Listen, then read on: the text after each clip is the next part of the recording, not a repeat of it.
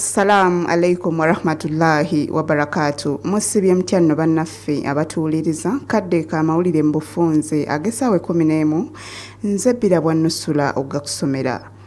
Namwandu w'omugenzi Henry Katanga Mole Katanga ayozezza ku mmunye omujulizo w'omusanvu mu musango ogumuvunaanibwa ogw'okutta bba Dr. Richard Ambayo bw'akakasizza kkooti nti omugenzi yakubwa amasasi era ge gaamuviirako okufa.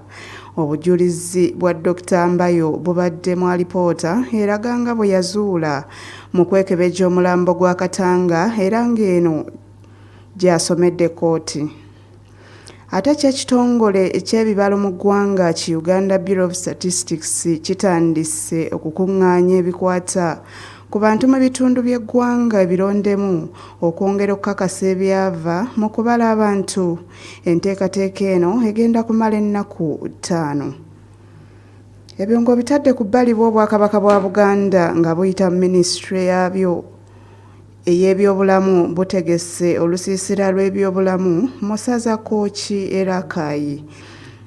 Olusiisira luno bajjanjabiddemu abantu abasoba mu 200 era nga bajjanjabye endwadde omuli puleesa, alusa, okusannyalala wabula nga wano wabaddewo n'okugaba omusaayi.